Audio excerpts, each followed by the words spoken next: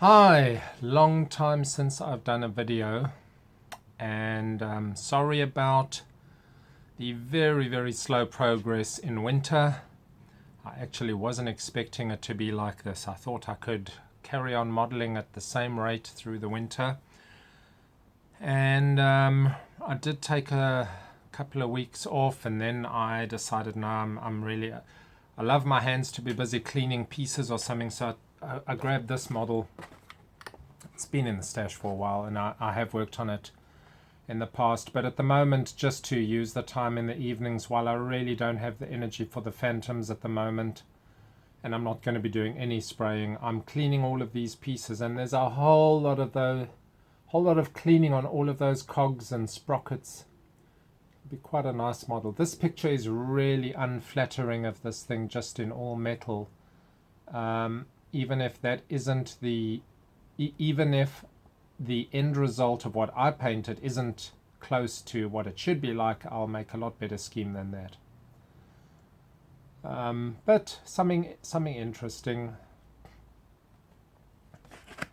It's not a very difficult model at all. There's a bit of filling and a whole lot of cleaning. It's one of those models that's got more work involved in just getting the parts right than in actual build process. But what I do want to talk about tonight is something a little bit different. Two chassis, radio controlled cars. Now, I'm not big into radio controlled cars whatsoever. In fact, to be honest, the last time I actually drove one around was years and years ago. But I got this one, which is the Subaru Brat, many years back, and I just really like the Tamiya kits. You know, the assembly of these things is just so enjoyable. So I did this quite a number of years back, but then I put it aside and I haven't touched it for a while. And I've been working slowly a little bit on the body, sort of up till recently was just thinking that I would do it like that. It's one of those that comes with this heavier plastic body and then the very thin lightweight body. And this is quite an old design. I can't remember what year it is.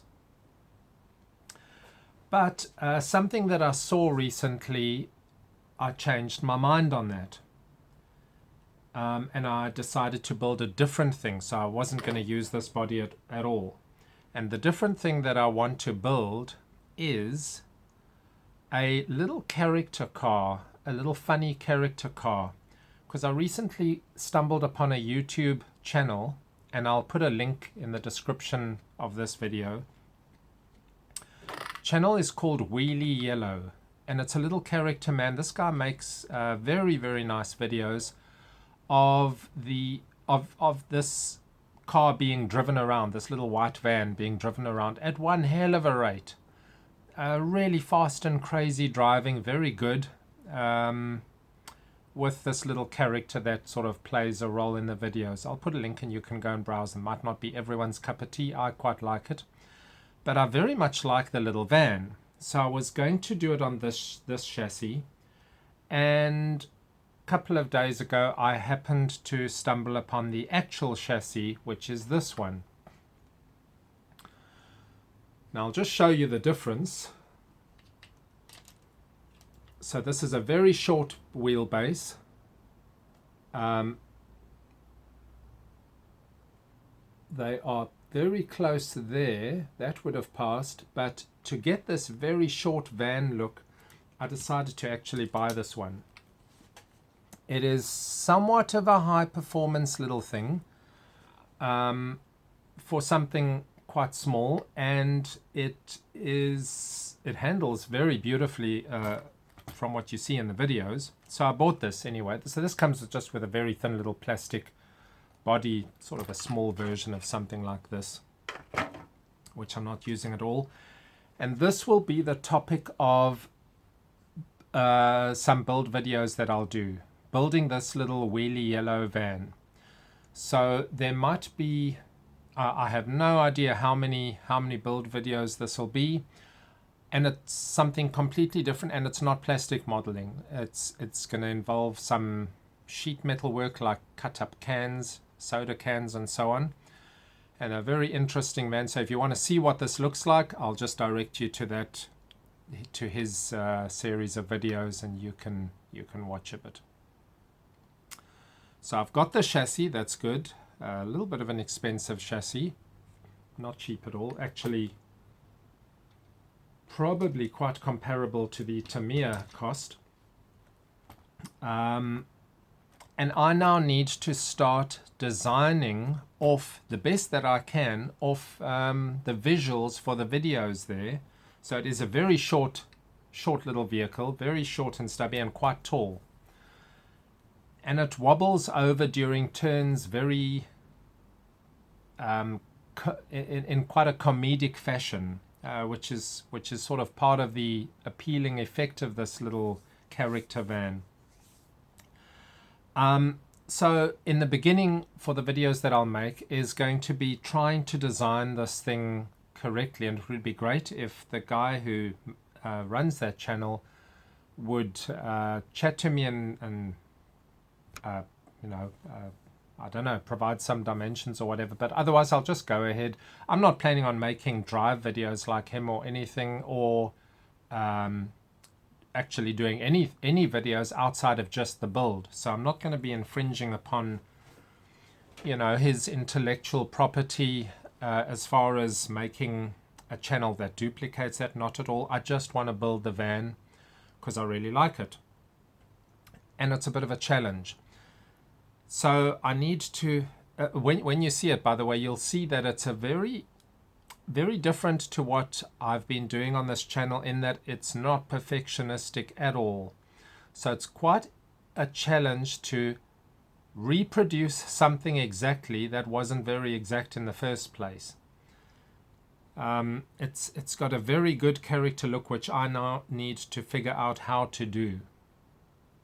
Drawings, rough prototypes. It'll be an interesting little project for the channel as well, in that I don't commonly do something where I'm prototyping something, testing the look and finalizing this thing in a very rough fashion.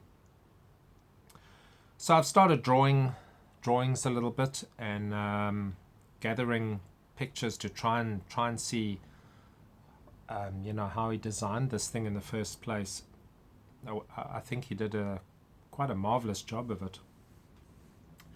But then I was left with this again. So does that mean I want to use this body on this again? I don't really, and I'm actually keen to do some own design on this, but not copying anything. So don't quite know. I mean, I'd love to do a Ford GT40, but I don't think this body would suit a Ford GT40. I'm not sure. You can add your comments, see what's a good thought for this vehicle, because it is still somewhat of an, well, I mean, would you call it off-road? It's sort of semi off-road. It's not really. You could work a Ford GT40 chassis onto this. I haven't measured the dimensions and seen if it would work for that. But bit of car design. Since I'm doing the car design for this one, a completely different car design for that one. I mean, could just do a totally different van, but could also just do a somewhat of an interesting character for that one. And I don't do GoPro or any sort of videos like that. And I'm probably a terrible RC car driver anyway, but I just like the modeling. So I know that most of you viewing the channel probably are not into RC cars, maybe here and there a few. But just as a modeling topic, I think it'll be cool seeing a vehicle come together in that different format, not a plastic kit where everything is exactly specified. So, we shall see how this develops. First stage is sort of a cardboard cutout slapped together, just to see if I've roughly got the look and proportions right. And I need to start gathering a bit of I'm not sure if I can find some aluminium which is flat. Otherwise I need to try and work soda cans, but the last time I worked with soda cans, getting them flat was not easy, so I'm not sure about that. I'll go to the hardware store and see if there's anything reasonable.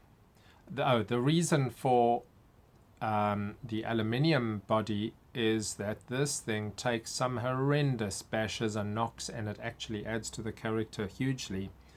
It's just about a falling apart wreck of a vehicle, but it's really, really cool because it all plays into the character. So we are not building a clean, good-looking car here at all. It is a patched together and held together by on a wing and a prayer type of thing. So next video I do for you, hopefully I've got the cardboard cut out, rough fit of this thing. Oh, and I need to just actually go and do a bit of a drive around with this and see how that goes. So that's a little bit of something different. It's been a long time since I've driven a car around, and I've been sort of keen on doing that, giving my son a bit of a something to play with as well. So it'll be quite cool, I think. Anything else new on the plastic model front? No, the Phantoms are really just about as you saw them last. You know, there's a lot of masking to do and more painting.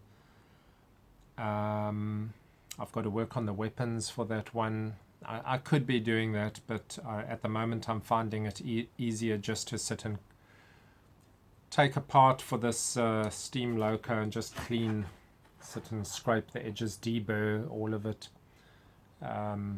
sanding the parts so that by the time I am ready to spray that it's all good to go.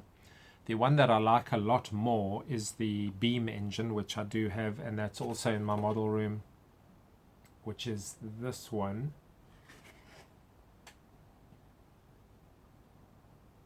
Which is a lot simpler, but it's like you can weather those parts and you can make quite a good factory looking machine there. And in fact, to be honest, I should probably do a little corner of a factory, just a side wall and a back wall in a little diorama with this machine standing there with a bit of, you know, really dirty floor and a little bit of oil mess on the floor. That'll look quite nice, because that's somewhat of a big model. I think the flywheel is about this size. Okay, well, that's a bit of a catch up on where we are. I'll try not to be too long before I do the next one. Maybe a couple of days. I'll try and get the cutouts done and get a little bit of life going here. Not let it stagnate too much through the winter. Hope you guys are doing good modeling. Post pictures on the Facebook page, and if you haven't, go and check it out and join if you wanted. I'll put the links in the description, but go and check out Wheelie Yellow. Cheers.